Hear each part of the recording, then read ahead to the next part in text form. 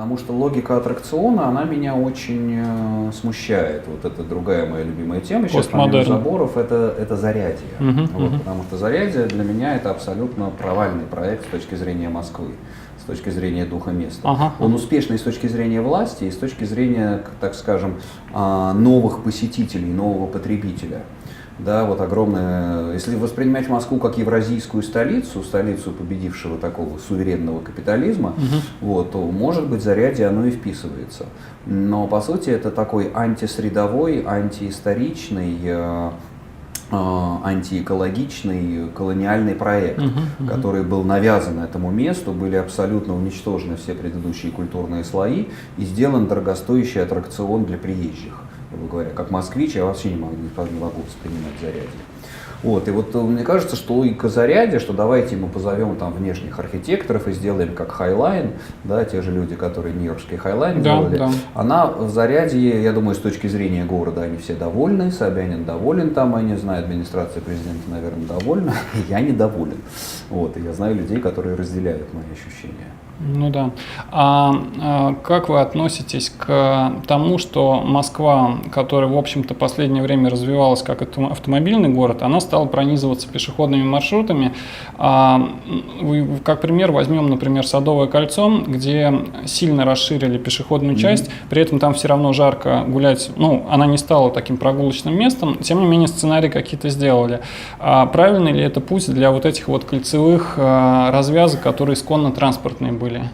Ну, наверное, да. Вы знаете, хотя я сам автомобилист, но я, честно говоря, готов умерить свои автомобильные амбиции, вернее, даже заплатить за них больше, чтобы Москва немножко деавтомобилизировалась. Вот, у меня такое раздвоенное отношение, потому что, с одной стороны, конечно, я понимаю, что человек за рулем это в большой степени тоже и гражданин, и производитель некой добавленной стоимости, и, так сказать, он какую-то движуху наводит и оставляет позади себя такой большой очень шлейф каких-то бизнесов, которые этот автомобиль двигают и так далее. То есть производитель ВВП в каком-то случае. Но Москва, конечно, после сталинской реконструкции, она такая слишком гиперавтомобилизированная, потому что были заложены эти огромные магистрали, которые затем были заполнены машинами уже после 90-го года, после 91-го года. И это, конечно, вот к концу Лужковской эры вылилось совершенно непропорциональное захват, оккупацию Москвы автомобилями, когда ты просто мог на машине доехать от двери до двери вообще, не запачкав ботинок, там, припарковавшись на тротуаре у нужной тебе двери. И там, и там. И это, конечно, ненормально. Вот, так что я за то, чтобы развивался общественный транспорт, не за запрет, конечно, но за, так сказать, обременение автомобилей или пробегов. То есть автомобили, по сути, целесообразно финансово ограничивать владением автомобилем, но чтобы, скажем так, сузить количество лиц, которые будут пользоваться и пользоваться по делу. Ну, не столько даже не логика запретов, а логика предложения альтернативных сценариев. Рынок дорого станет. Вот каршеринг, например. Ну, не то, что, так сказать, давайте мы сделаем им там налог 100 тысяч рублей в год автомобильный. Это неправильно. Уже или там сделаем платный въезд, я не знаю, там 5 тысяч рублей в день в центр города. Я боюсь, что могут пойти по этому пути, это может быть не совсем правильно. Правильно это развивать очень удобный городской транспорт, чтобы я сам сделал выбор, чтобы мне было бы удобнее доехать на каком-то там, ну, собственно, для меня идеал такого, ну, никогда Москва не будет правильного урбанизма, города сопоставимого по размеру, это Берлин. Вот я хотел о нем спросить. Да, я очень люблю Берлин, я, так сказать, как Кеннеди тоже их бен Берлина, надо правильно говорить, не Айн Берлина, а их бен Берлина, потому что Айн Берлина это берлинский пирожок, помните? Вот, ему неправильно написали советники тогда. Ну вот, я тоже в каком-то смысле берлинец. Но, конечно, я понимаю, что в Берлине на той же территории, что Москва, там сейчас, наверное, уже в 10 раз, ну, там, в 7-8 раз меньше народу. И поэтому он такой просторный город. И вот берлинские расстояния, как ни парадоксально, они очень можно не пользоваться. И там все равно внутри Берлина очень большая сеть автобанов есть, которые тебя подводят к нужным. Вот что интересно, что все равно он сшит большими автобанами. Но там я с удовольствием, хотя часто там на машине оказываюсь, оставляю машину, потому что просто приятно воспользоваться вот этой интеграцией системы S-бана, U-бана, вот, внутренних коммуникаций внутри кварталов. Она просто очень красиво устроена. И вот мне кажется, можно было бы стремиться к такому. Ну, закономерный следующий вопрос. Берлин, помимо всего, очень велосипедный город. И какие перспективы у Москвы? Можно взять там пример Варшавы, можно взять пример Берлин. То есть, в принципе, большие мегаполисы могут быть велосипедными. Москва может когда-нибудь по-настоящему стать велосипедной? Денег в это сейчас тратится, как бы вливается много. Ну да, это один еще такой имиджевый проект. И идеологически я поддерживаю. Но как человек, в общем, тоже связанный с велосипедами, очень много велосипедным спортом занимаюсь и очень трепетно отношусь к проблеме безопасности. По городу не на ездите? велосипеде. Нет, я никогда в Москве не сяду, потому что просто я слишком хорошо знаю наших водителей. Ну, конечно. И как тоже велосипедист я представляю, вот, так сказать, вижу обе стороны этой истории, велосипедную и автомобильную, представляю, что может произойти.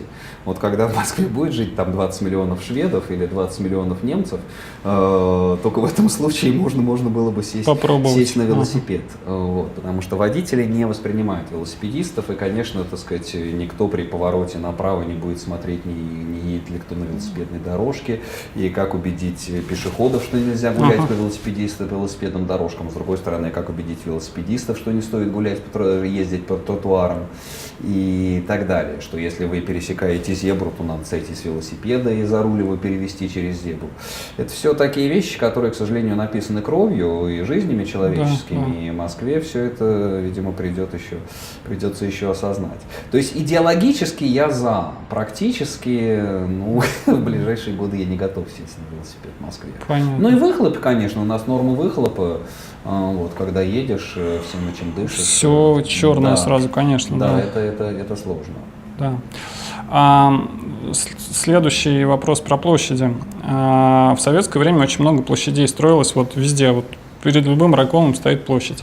Сейчас площадь – это такая какая-то типология, которая находится в опале. И если так смотреть по сути, то площадь заставляют какими-то рекреационными элементами и превращают ее в какую-то совсем другой тип какой-то. Можем ли мы говорить, что природа площади как агоры, вот этой торговой площади и площади собраний, в принципе, изменилась, и сейчас как бы площади и нет? Или все-таки это не совсем так? В общем, проблема в том, что в России вообще нет института площади. Исторически он в России не сложился. Российский город, он полностью противоположен европейскому городу. То есть, если брать такие основные генеративные модели города, да, существует город как крепость, и город как рынок. Да. И вот большинство европейских городов, они были город как рынок, они формировались вокруг рыночной площади, соответственно, дальше формировалось некое сословие, связанное с площадью, торговое сословие, оно обретало экономическую мощь по мере роста, да, добавленной стоимости, и появлялась буржуазия, а буржуазия рождала демократию, как нас учит Барингтон в своей знаменитой книге. Нет буржуазии, нет демократии. Вот. Генезис европейского города приводит к генезису европейского общества и вообще либеральной демократии.